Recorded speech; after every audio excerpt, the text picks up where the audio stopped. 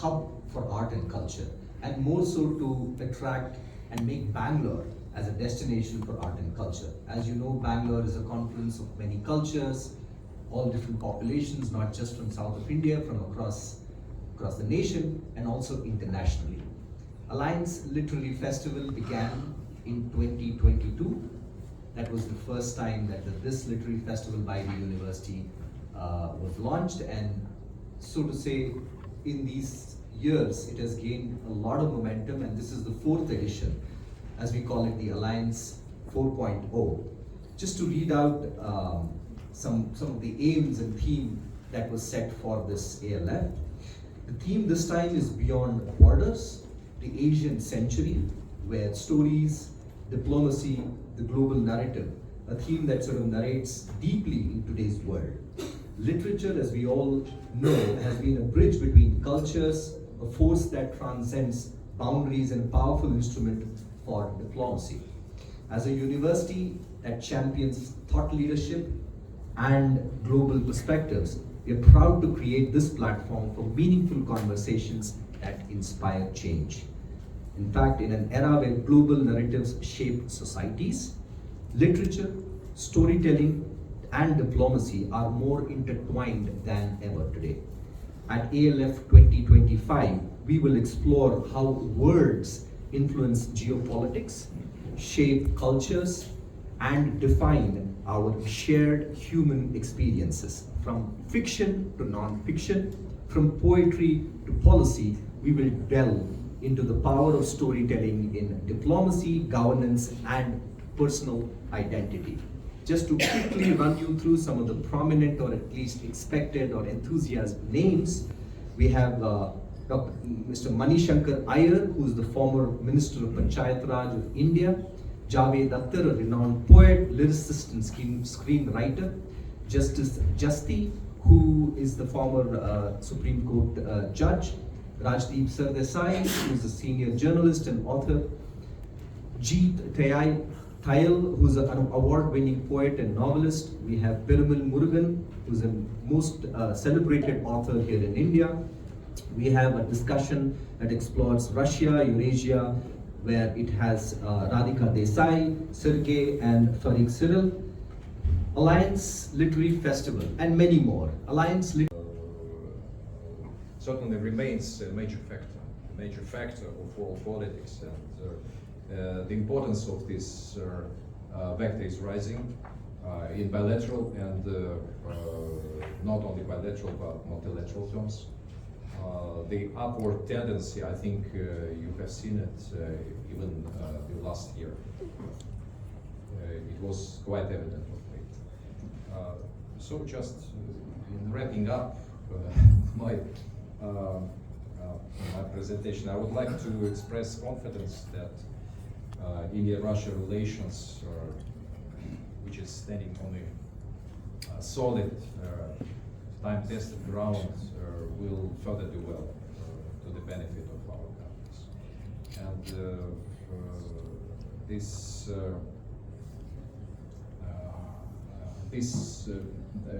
closeness, it was very clearly evidenced in the recent top-level meetings.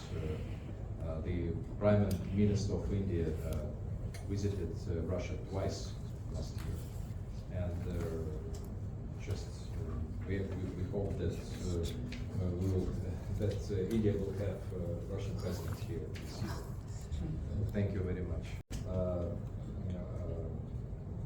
I'm a general consul stationed in Chennai, but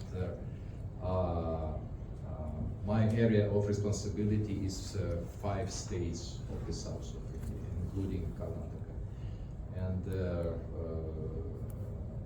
and Union Territory, Pondicherry.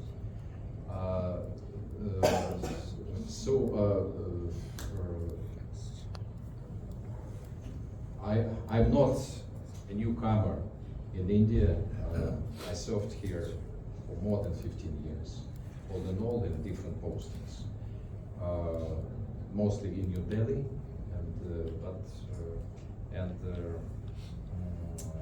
at various capacities, including was dealing with foreign policy issues. Thank you.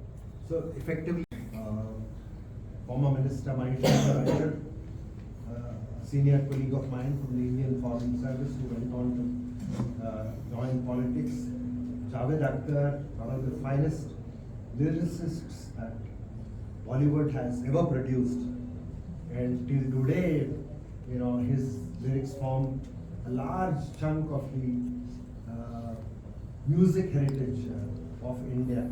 There are also a few journalists with whom I have to square up, like Rajdeep Sardesai. Is he coming? Is Rajdeep coming? But about me, I joined the Foreign Service in 1989. I was initially allocated to the Indian Police Service, but then shifted to the Foreign Service in the same year. My last 3 assignments include being Minister Political in the embassy in Moscow, which I recall very fondly. My career began in the former Soviet Union. I was doing Ambassador Khodzhaev way back in the winter of 1990. Most young journalists like yours may not have been born then. But then I had a chance to go back in various capacities.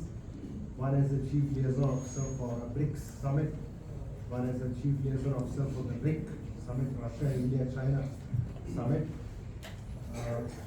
I would like to be as brief as possible and as focused as possible.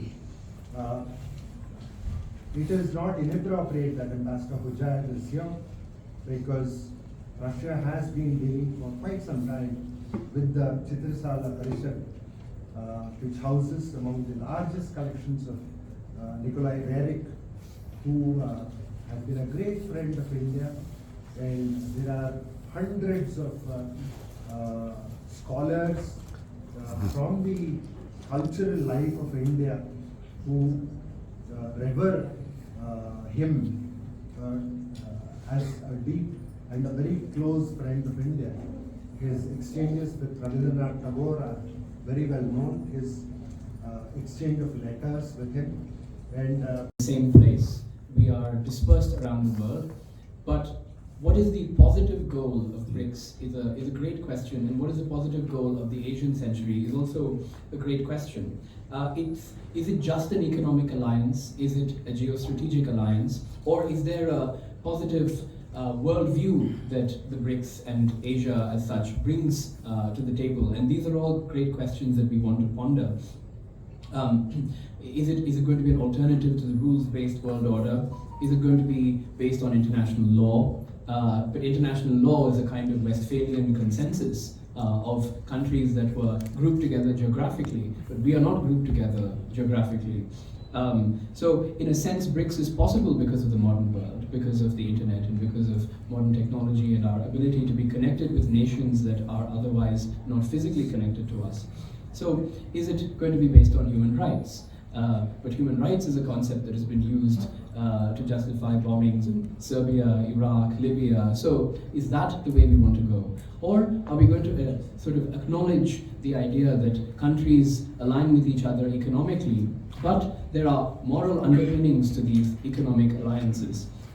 So ultimately, we want to not answer these questions, but ultimately Alliance University wants to be the sort of epicenter where these questions are pondered, either in the festival that Mr. Abhay Chebbi spoke about, or in our Eurasian Center, where we want to basically be the sort of intellectual hub where we... Festival 4.0 that we call it, the 4th edition of the literary festival that he was referring to, has been bringing writers, poets, authors, translators. In fact, we also partnered with the ALF, the APWT, writers and translators from the Asia Pacific, and had our own version of it.